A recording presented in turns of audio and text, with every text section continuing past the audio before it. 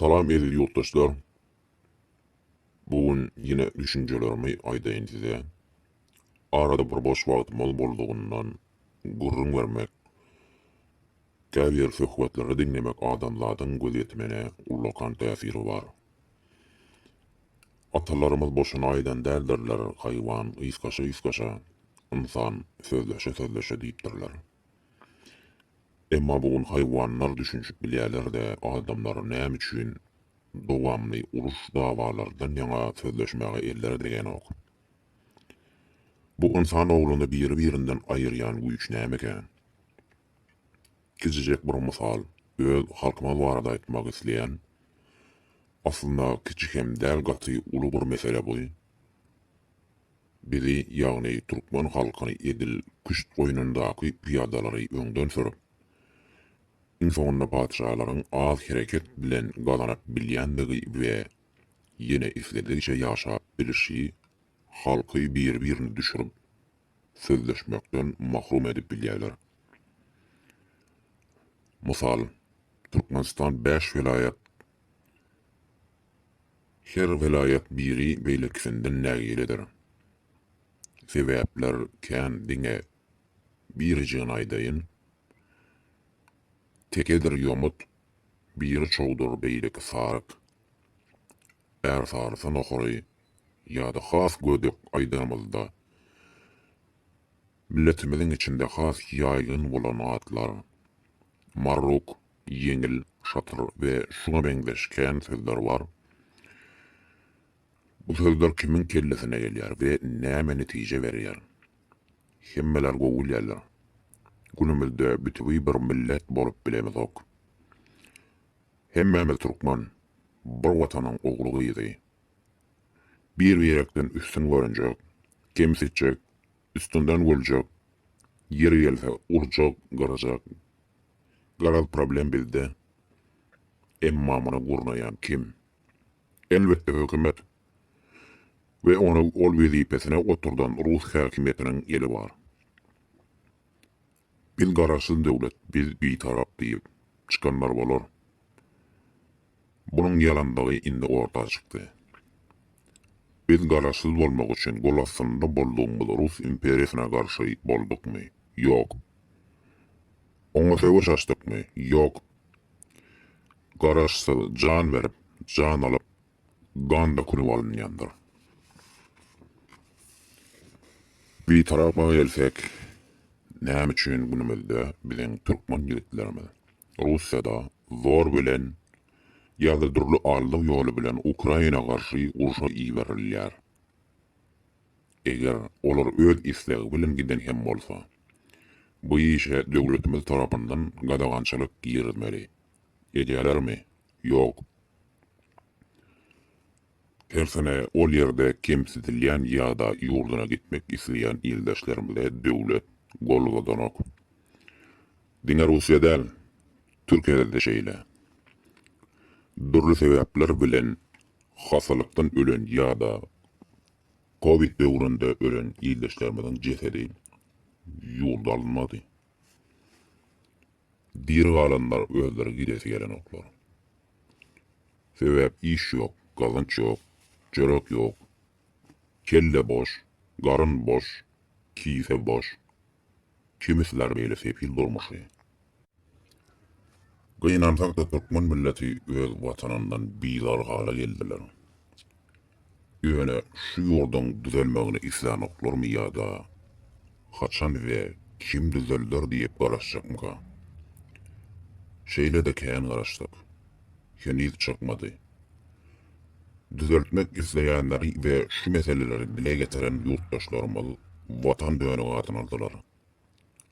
Ortadan ayırdılar, tosuk ettiler.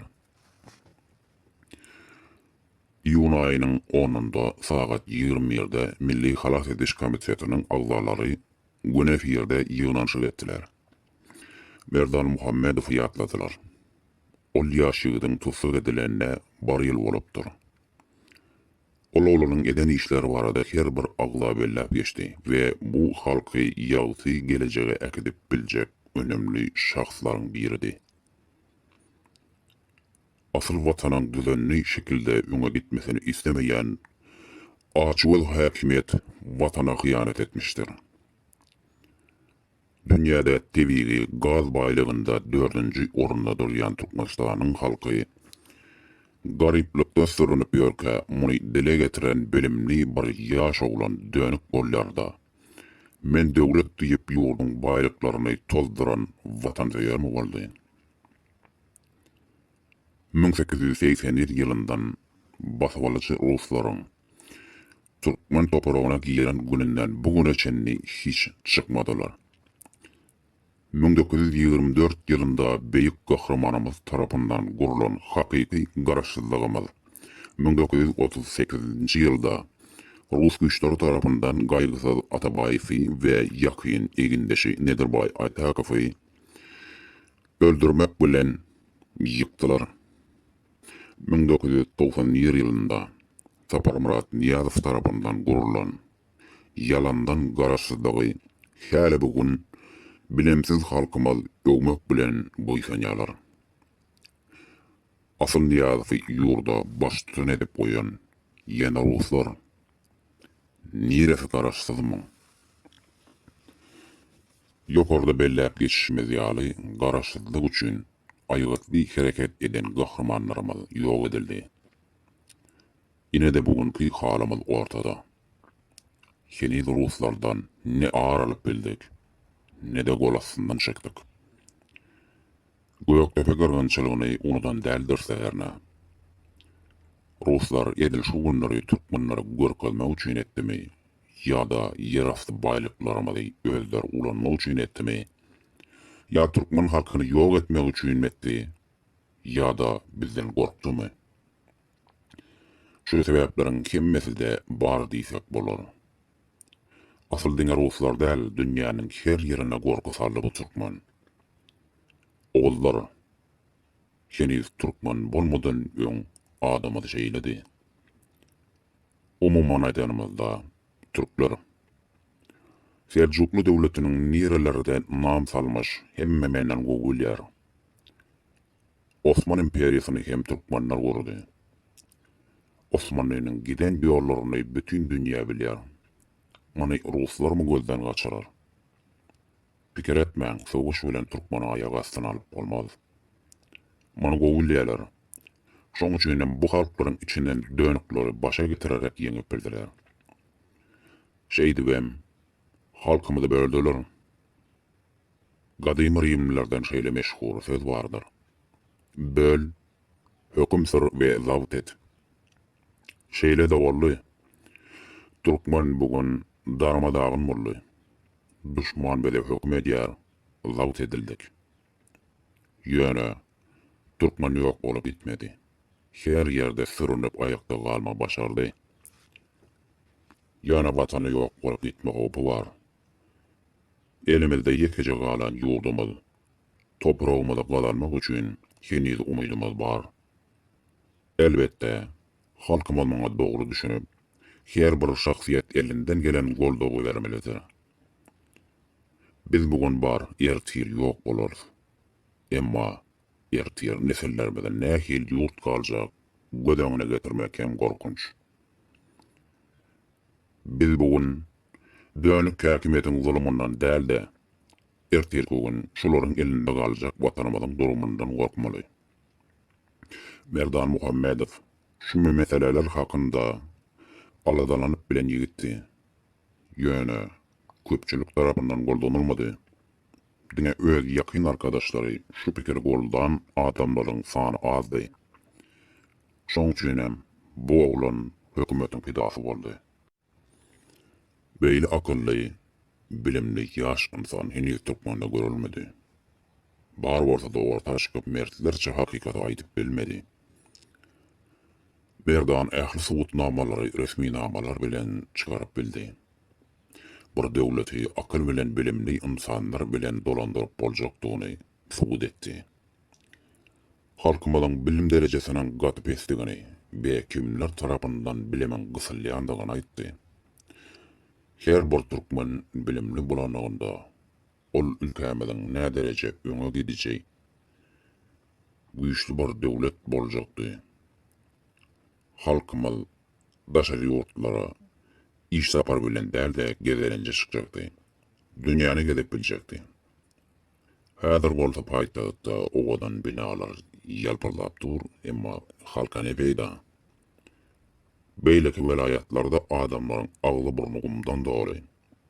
Oň üstesine de aç, işsizlikden alçarap daşary ýolda gaçýarlar. Dünýä sığmajak baýlygy bolan ýurdun halky bugun sergezdan. Bu halky şu güne düşüren hökümet keýp edýär. Özüni hiç diýerli. Toprağımyň baýlygyny 4-de 3 bölegini düşman ruslar ýidirýär. Onuň sebäbi düşnükli. Hökümet bolmak üçin elbetde ruslara hyzmat etmeli. Bolmasa janyňdan bolýan. Mertlik olara yaraşarmy? Namardyň işin gatan zat. Düşmana hyzmat et. Halkyňa zulüm et. Ömrüň ötgençe baý. Bol elinlikde ýaşa. Ýurt näme bolsa bolsun. Urban olaynyň pikiri şeýle. Serdar hakyny aýdywam oturjak däl. Sebäp onda rol ýok. Dönüp atasynyň gorkalan ýolundan ýörýär. Özüniň ýol ýodasy ýok. Adyny hem nasip däl. Ine-de ýurtdaşlar, indi biz bir halk bolup, bir maşgala ýaly birlik bolup batanymyza eýe çykmagymyza wagt boldy. Pikir edin. Bugun biz dagadyk. Ertir çağalarymyz kimin elinde galjak? Soňra batan ýok boljak. Özüne döwlet diýip, edenýe diýen häkimlere de değişiş sözler. Siz hem ýitiriljeksiniz. Ya halk tarapyndan, ya da size welipe beren düşman Rus eşekleri tarapyndan bolar. Sag bolun, eziz vatandaşlar. Galyň sağlyjakla.